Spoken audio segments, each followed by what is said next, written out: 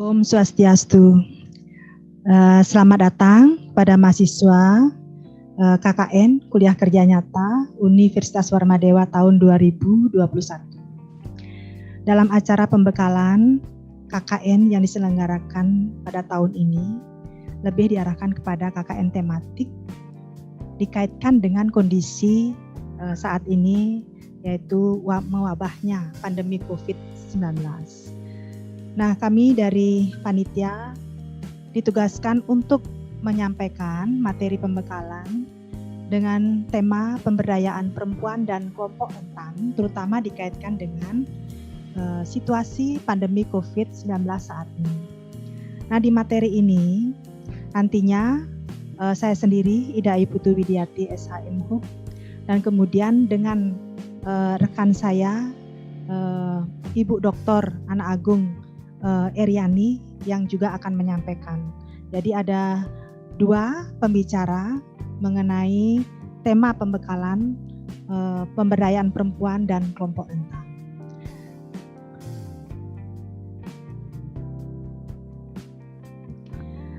Saudara mahasiswa KKN,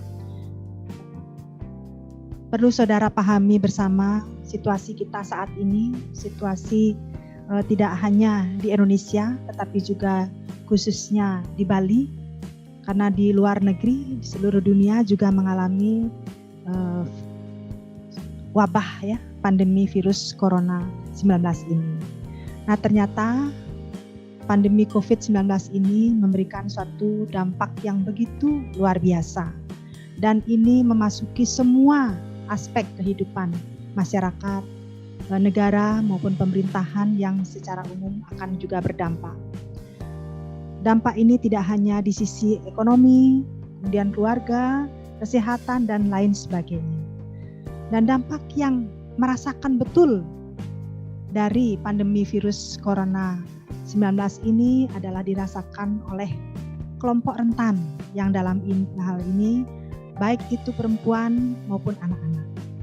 Tetapi kami dari tim hanya menyoroti kaum perempuan terkait dengan keberadaannya pada masa pandemi COVID-19 dan bagaimana upaya pemberdayaannya. Saudara, kenapa perempuan dikatakan mengalami dampak yang luar biasa? Nah, ini ada data yang kami dapatkan dari Kementerian Pemberdayaan Perempuan dan Perlindungan Anak. Data yang kami akses itu adalah 9 Juni 2020. Nah, ternyata di situ ada 505.970 pekerja perempuan yang mengalami pemutusan hubungan kerja. Nah, kemudian ada 16.941 pekerja perempuan yang dirumahkan. Nah, kemudian 32.277 pekerja migran Indonesia yang bekerja di luar negeri itu dipulangkan, dan 70,41%-nya itu adalah kaum perempuan. Nah, bisa saudara bayangkan, jadi dampak dari pandemi COVID-19 ini juga begitu dirasakan oleh kaum perempuan. Nah, kemudian perlu saudara juga pahami, ingat bersama bahwa perempuan juga di masa era global itu harus menjadi tulang punggung keluarga. Bukan hanya laki-laki, tapi kaum perempuan juga tidak ketinggalan untuk ikut mengambil beban keluarga sebagai tulang punggung keluarga. Nah, terlebih di masa pandemi COVID ini, suaminya ada yang berhenti bekerja, kemudian diisolasi karena kena COVID, bahkan ada yang meninggal dunia. Nah, mau tidak mau, dalam hal ini perempuan harus menjadi tulang punggung keluarga. Nah, terlepas dari itu, dampak pandemi COVID juga dirasakan oleh kaum perempuan karena situasi pandemi COVID yang mengakibatkan banyak terjadi PHK besar-besaran. Ya, dalam hal ini akan berpengaruh atau berdampak dalam kehidupan rumah tangga, terutama dari sisi ekonomi. Nah, biasanya kalau sudah ekonominya terganggu, nah ini menjadi pemicu salah satu sebabnya keretakan rumah tangga, bahkan mengarah kepada kekerasan berbasis gender. Nah, data ini dapat kami sampaikan. Nah, ini per 22 April 2020 itu ada 105 kasus kekerasan. Jadi ada kasusnya itu 155, tapi korbannya 106. Nah, mungkin nanti disampaikan oleh Bu Gung Iriani data yang lebih akurat lagi itu mencapai 275 kasus kekerasan dan 277 korban kekerasan dalam rumah tangga. Nah, ini kekerasan ini juga dialami oleh anak-anak. Ya, jadi dalam hal ini saya lebih fokuskan kepada kaum perempuan. Lalu apa yang bisa dilakukan oleh kaum perempuan? Jadi dalam hal ini ada dua permasalahan sebetulnya yang dialami perempuan pada masa pandemi COVID-19. Pertama, bagaimana perlindungan terhadap perempuan. Nah, ini tadi dari dampak pandemi COVID itu banyak perempuan yang mengalami kekerasan dalam rumah tangga. Nah, kemudian upaya apa yang bisa dilakukan oleh perempuan agar dia berdaya di masa pandemi COVID? Nah, ini yang menjadi dua hal inilah yang menjadi pokok pembahasan kali ini. Nah, saudara, bicara perlindungan terhadap perempuan, itu sesungguhnya ada dua hal yang perlu kita cermati secara bersama. Ada perlindungan yang sifatnya pencegahan atau preventif. Kemudian yang kedua, ada perlindungan yang sifatnya represif, sudah penanganan atau penanggulangan dalam hal terjadi dampak pandemi COVID. Nah, upaya pencegahan yang perlu dilakukan terutama untuk mencegah terjadinya KDRT sebagai dampak pandemi COVID ini sudah tentu tidak bisa dilakukan secara sendiri-sendiri. Tapi perlu kesadaran bersama di sini dari berbagai pihak, baik pihak pemerintah, masyarakat, dunia usaha, media massa, dan lain sebagainya. Dan bahkan yang paling penting itu adalah di keluarga itu sendiri. Bagaimana menciptakan suasana keluarga, kehidupan keluarga walaupun dalam suasana pandemi COVID, perekonomian terganggu, dalam keadaan susah, dalam keadaan keteteran, nah tetap terjalin hubungan yang harmonis di antara keluarga sehingga bisa tercegah adanya KDRT. Nah, kemudian saudara, khususnya di pemerintah saat ini berupaya untuk melakukan upaya-upaya perlindungan kepada perempuan. Nah, dalam hal ini beberapa upaya yang sudah dilakukan oleh pemerintah, yaitu pertama, pemerintah sudah mengimplementasikan kebijakan-kebijakan yang terkait dengan perlindungan perempuan dalam hal misalnya pemenuhan kebutuhan spesifik. Nah, dalam hal ini misalnya memberikan suatu bantuan sembako kepada masyarakat. Nah, baru-baru ini di Kabupaten Badung terutama, bahkan hampir seluruh wilayah Bali, semua kabupaten kota berupaya untuk membantu kebutuhan ekonomi keluarga dengan memberikan sembako dan sebagainya. Nah, kemudian pelayanan kesehatan jiwa. Nah, ini terutama yang tadinya hidupnya itu mungkin berkelimang harta, begitu kena COVID. Nah, cicilan ini belum lunas. Nah, kemudian ini nuntut ini, anaknya minta ini, minta itu. Nah, ini akhirnya dia jadi tidak siap dengan situasi, akhirnya jiwanya terganggu. Nah, perlu ada pelayanan kesehatan mental sifatnya. Nah, kemudian penanganan dan pendampingan bagi korban kekerasan. Nah, sebetulnya korban kekerasan ini tidak hanya terjadi kepada perempuan, kepada anak, bahkan tidak jarang juga perempuan. Ya. Penyebab kekerasan dalam rumah tangga karena suaminya sudah tidak menghasilkan, kemudian dia sudah mulai uring-uringan, ya, jadi protes dengan suaminya, kemudian tidak mau ngambek inilah, ngambek itu, tidak mau mengerjakan pekerjaan. Nah, itu juga termasuk kekerasan dalam rumah tangga. Nah, inilah yang perlu upaya-upaya pencegahan seperti ini kita lakukan secara bersama. Nah, kemudian secara represif, perlindungan yang sudah dilakukan oleh pihak pemerintah, terutama Kementerian Pemberdayaan Perempuan dan Perlindungan Anak, berusaha untuk mengoptimalkan layanan pengaduan dan layanan psikologi di hotline 119. Nah, ini bisa diakses oleh perempuan dan anak yang mengalami kasus kekerasan tersebut. Ya. Nah, selanjutnya dari Deputi Perlindungan Hak Perempuan Kementerian Pemberdayaan Perempuan dan Perlindungan Anak juga telah menyusun dan menerbitkan tutorial manajemen penanganan kasus KDRT. Nah, kemudian juga tutorial tentang penyebaran bahan komunikasi informal dan edukasi kepada masyarakat. Nah, kemudian juga menerbitkan protokol penanganan kasus kekerasan terhadap perempuan di masa pandemi COVID-19. Nah, dalam hal ini kami mohon kepada saudara mahasiswa KKN agar bisa mensosialisasikan upaya-upaya apa saja yang bisa dilakukan kalau ada perempuan, kemudian masyarakat di wilayah saudara KKN, ber-KKN itu mengalami kekerasan dalam rumah tangga. Nah, seperti saya sampaikan tadi, sebetulnya kekerasan dalam rumah tangga itu tidak hanya menimpa perempuan, tapi kaum laki-laki pun bisa, pembantu rumah tangga juga bisa, nah, kemudian anak-anak juga bisa. Jadi dalam hal ini saudara harus mensosialisasikan ini. Dan khusus untuk kaum perempuan dan anak yang mengalami kekerasan, bisa saudara juga sosialisasikan untuk segera ya, menghubungi atau mengakses hotline 119 ini, karena hotline ini akan berusaha untuk memberikan pelayanan yang maksimal terkait dengan layanan pengaduan dan layanan psikologi dari akibat kekerasan dalam rumah tangga.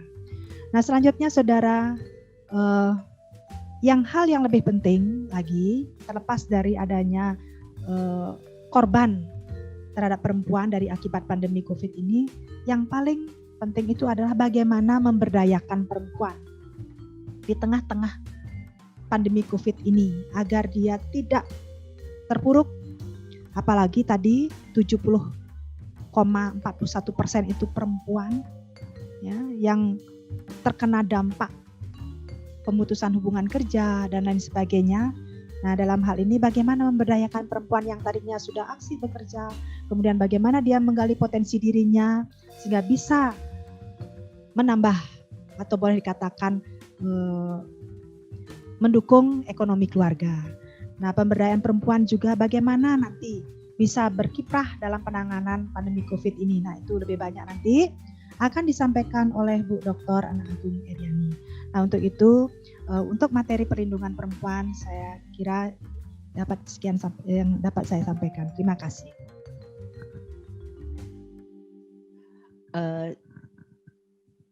Selamat datang kepada mahasiswa yang mengikuti KKN tematik. Ibu adalah Bu Dr. Gusti Agung Putu Eryani yang disampaikan oleh Bu Dayu tadi tentang perlindungan perempuan, tapi kalau Ibu di bagian upaya pemberdayaan perempuan di masa pandemi COVID-19. Sudah disampaikan bagaimana peran seorang ibu dari melahirkan putra-putrinya yang harus dibimbing menjadi putra-putri yang cerdas sebagai penerus bangsa. Di sini peran yang utama dari perempuan adalah melahirkan, mendidik putra-putrinya, dan dalam hal ini juga berperan di dalam masyarakat. Secara umum, pada musim pandemi COVID-19, peran perempuan itu ditekankan di sini sampai di informasi dari Kompas 2020 tanggal 23 April itu sebagian besar perawat kesehatan dalam menangani pasien pandemi COVID-19 itu 71% adalah perempuan, sementara pria 29%. Begitu besarnya perbedaan peran perawat perempuan di mana dia yang banyak berdampak atau rentan terhadap COVID-19. Untuk itu bagaimana kita melindungi perempuan dan dari pemberdayaan yang sudah dilakukan oleh perempuan. Di sini disampaikan bahwa salah satu kelompok paling rentan di dalam pandemi virus corona atau COVID-19 adalah perempuan dinilai tetap memiliki peran besar dalam menanggulangi wabah. Itu di mana selain dia akan mendampingi keluarganya atau putra-putrinya, lingkungannya, tapi dia juga harus berkontribusi untuk membantu masyarakat yang terkena dampak.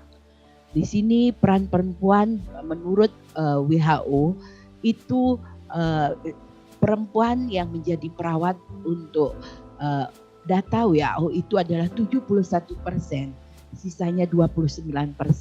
Di sini juga selain Kompas mengambil dari data WHO, perempuan juga mempunyai peran luar biasa dan sangat strategis.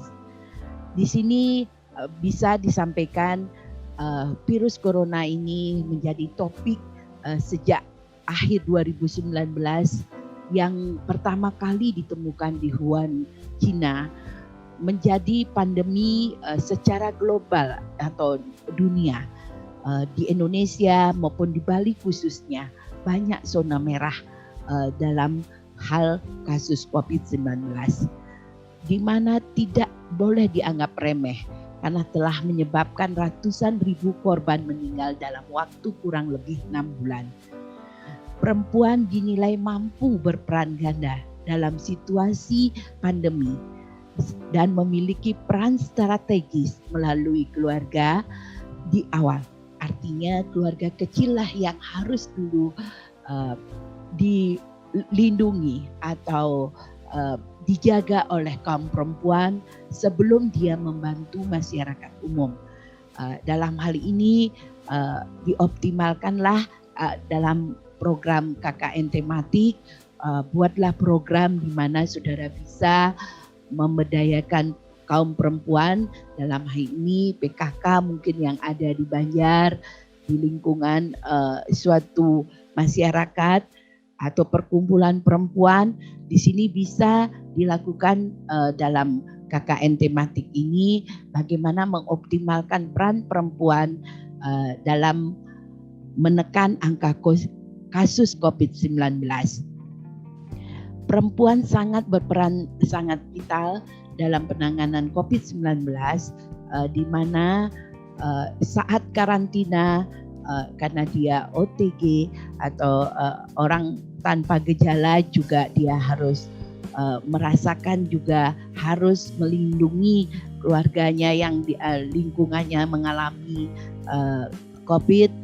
Jadi di sini kisaran dari data yang ada adalah sebesar 1.200 orang per hari itu di saat mulai merebaknya COVID-19 ini. Bagaimana perempuan bergabung menjadi relawan dalam penanganan COVID-19 hingga menggalang bantuan seperti masker, memaksimalkan keahliannya dalam penanganan COVID-19 itu di sini saudara di dalam KKN tematik, Ibu berharap saudara membuat program yang cukup karena masihnya pandemi ini berlangsung di beberapa daerah, walaupun usaha pemerintah dalam memberi vaksin kepada masyarakat lansia itu harus juga masih dilakukan sosialisasi kecil lewat keluarga, masyarakat, dan lingkungan yang lebih luas.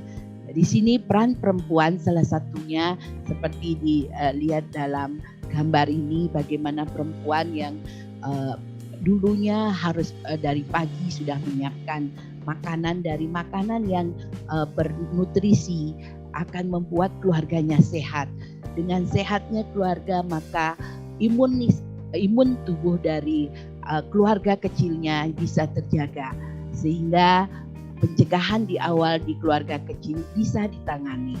Di satu sisi perempuan juga berperan bagaimana menjaga kebersihan lingkungan, yang mana jika lingkungan kita bersih masyarakat juga menjadi sehat.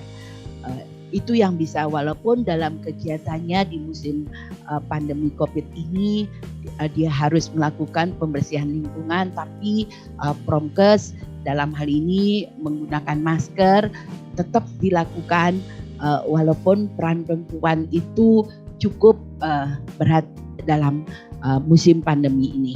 Ini bisa dilihat di gambar ini, dan lanjutnya selama kegiatan ini di dalam saudara nanti melakukan KKN tematik, mohon lebih banyak program yang bisa saudara lakukan terkait dengan kegiatan yang bagaimana keluarga kecil itu bisa terjaga, terawat dan tetap sehat. Nah, itu yang bisa disampaikan di sini. Perempuan memegang peran penting menyetop penyebaran pandemi virus corona ini, mulai dari harus lakukanlah sosialisasi bagaimana membimbing keluarga yang berada di dalam rumah hingga garda terdepan dalam penyembuhan COVID-19. Di saat ini bagaimana fungsi atau peran dokter dan perawat perempuan sangat dibutuhkan dalam penanganan pandemi COVID-19 ini. Ini yang bisa disampaikan, berarti perempuan memegang peran penting dalam menyetop penyebaran pandemi virus corona atau COVID-19, mulai dari membimbing keluarga kecilnya hingga masyarakat dalam hal penyembuhan, di mana dokter dan perawat perempuan sangat dibutuhkan. Dalam hal ini juga menurut Menteri Pemberdayaan Perempuan Ibu Gusti Ayu Bintang Puspayoga, dampak pandemi menimbulkan dampak ke berbagai aspek, terutama ekonomi dan sosial. Di sini perempuan yang dulunya bekerja harus dirumahkan karena pariwisata kita mulai tutup, banyak karena dikurangi kegiatan yang ada berdampak luas seperti itu, maka dampak di aspek ekonomi, sosial dan ekonomi sebanyak 275 kasus kekerasan terjadi karena perempuan dewasa ini banyak multifungsinya atau dia menerima beban dalam keluarga maupun masyarakat serta menghidupkan keluarganya dari segi ekonomi. Sedangkan dari sosial dia harus tetap melakukan kegiatan adat maupun terutama untuk di Bali, sehingga begitu beban atau peran perempuan dalam penanganan COVID bisa dilihat rentannya perempuan itu di saat dia sendiri harus menjaga kesehatannya, dia juga harus bermasyarakat dalam hal ini sosial dalam kegiatan yang lainnya, tapi justru perempuan banyak menerima konflik di saat pandemi virus corona ini.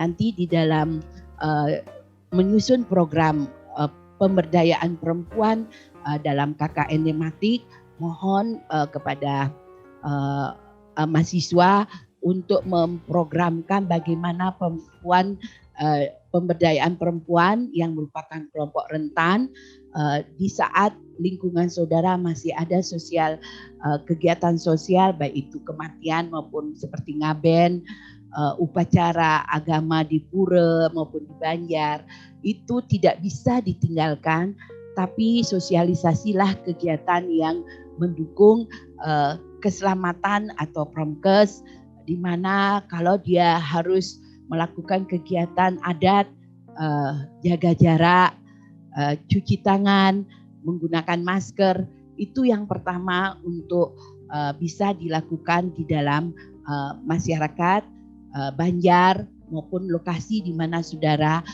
melakukan KKN. Seperti contoh di sini saat ngaben orang membawa berkumpul tapi tidak menggunakan masker, disitulah tugas saudara mahasiswa saat ber-KKN, sosialisasi promkes terus dilakukan, di mana satu sisi kegiatan adat oleh kaum perempuan tidak bisa ditinggalkan.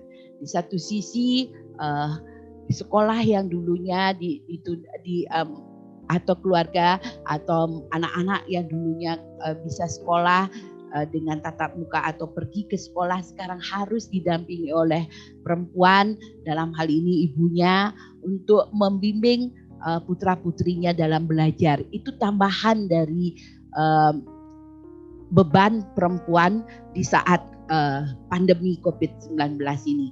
Satu sisi perawat maupun dokter di saat maraknya kasus corona atau COVID, dia harus juga menjaga dirinya dari kerentanan kena virus, tapi dia juga harus melakukan kegiatan yang wajib untuk masyarakat. Di sini sudah disampaikan juga dalam hal KKN tematik ini, peserta diharapkan menyusun program yang cepat tanggap untuk membantu perempuan korban konflik jika di lingkungan KKN tempat lokasi saudara KKN menerima atau mendapatkan berita atau informasi bagaimana perempuan di lingkungan lokasi KKN saudara mengalami korban konflik akibat pandemi virus corona, baik itu KDRT maupun tekanan yang cukup mengganggu mental perempuan atau kesehatan perempuan, mohon bisa disosialisasikan link 119 itu kepada masyarakat.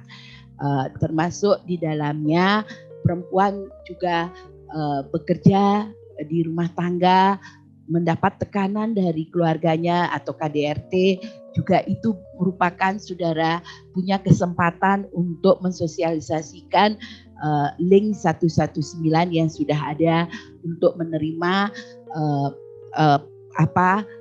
informasi terkait KDRT di musim COVID-19. Begitu yang bisa disampaikan di sini. Dalam hal ini peran perempuan untuk menangani COVID-19 luar biasa. Untuk itu adik-adik atau mahasiswa yang dalam kegiatan KKN tematik, usahakan bagaimana saudara mengawali dulu menjaga kesehatan atau promkes sebelum saudara melakukan sosialisasi promkes selama COVID-19 dan selama saudara ber-KKN.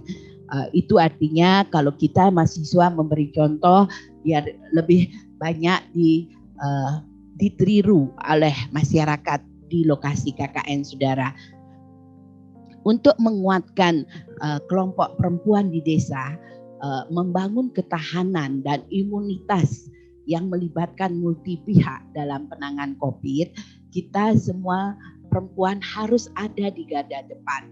Dalam kondisi situasi pandemi ini, bidang kesehatan bisa dilakoni oleh orang perempuan, dalam bidang pendidikan juga harus bisa dilakukan oleh perempuan, serta peran rumah tangga yang utama tidak boleh ditinggalkan oleh perempuan di saat COVID-19. Nah, di sini dimensi gender selalu hadir dalam aspek pandemi ini, maka menegaskan keadilan, kesetaraan gender harus menjadi bagian yang lebih menonjol dari pandemi COVID ini. Situasi COVID yang ada di pandemi COVID-19 ini membutuhkan peran perempuan yang tangguh menghadapi perubahan-perubahan perilaku dalam kebiasaan di keluarga, mendidik atau edukasi, tidak menyampingkan laki-laki, tapi di tangan perempuanlah keberhasilan pendidikan anak-anak di setiap perubahan.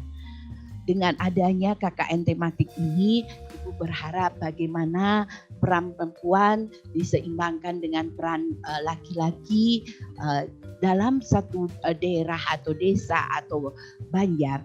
Jika ini tidak tercapai, buatlah program untuk menyelaraskan.